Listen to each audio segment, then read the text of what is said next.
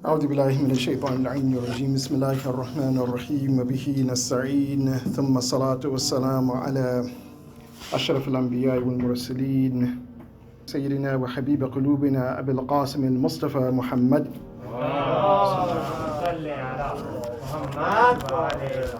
وعلى آله الطيبين الطاهرين المعصومين لا سيما بقية الله في الأرضين أرواحنا له فداء.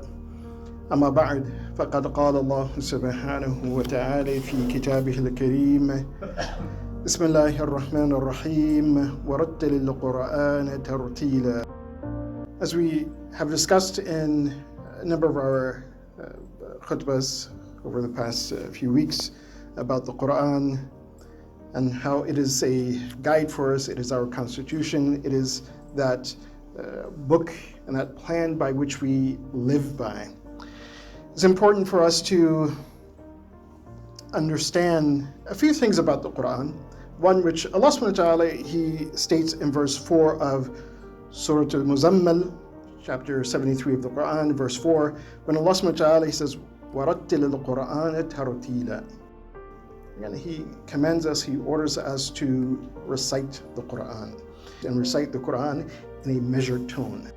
But what we understand from the advice of Imam Ali alayhi salatu wasalam, first and foremost, he says that, look, when we recite the Quran, it should not be recited like poetry. It shouldn't be considered poetry.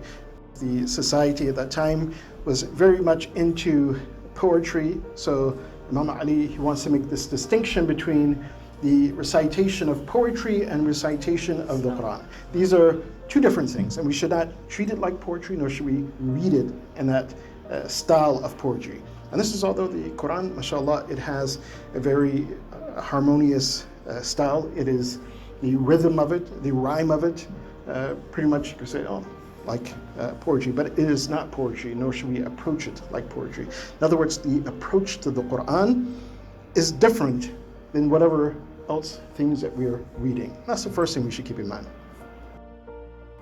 The second thing that Imam Ali he states about this tartil and our etiquette of reciting the Quran, which is quite important. And it's very important because quite often our traditions and sometimes our customs, the way that we approach the Quran, especially in Ramadan, is opposite of what Imam Ali he is stating about the etiquette of the Quran. That this, what is this tartil, where Allah subhanahu wa ta'ala says, وَرَتِّلِ الْقُرْآنَ تَرْتِيلًا.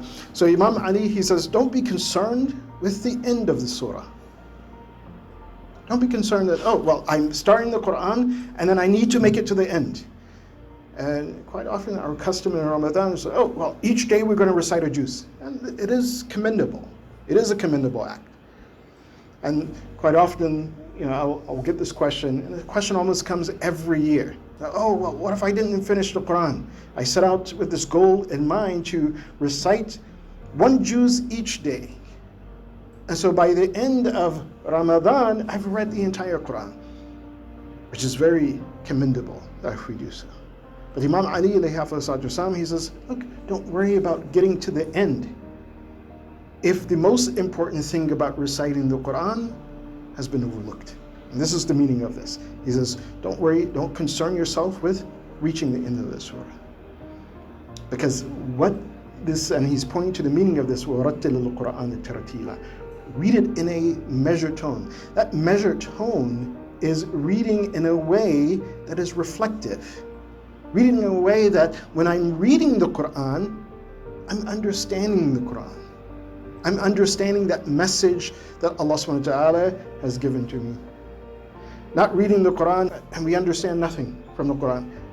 Why? Because the objective is simply to read and reach to the end of the surah. Mashallah, I finished one juz for today. But rather, the etiquette, as is also explained in the words of Imam Sadiq alayhi as well, to show that this idea that Allah subhanahu wa ta'ala is stating, وَرَتِّلِ الْقُرْآنِ تَرْتِيلًا, it is a recitation which has reflection in it. It is a recitation which is meant to be contemplative, that whatever we read, we should contemplate what we're reading. So Imam Sadiq alayhi he says that as you're reading, as you're doing this tartil, he says, when you come across a verse that mentions paradise, Jannah, mentioned Firdaus, different meanings of paradise.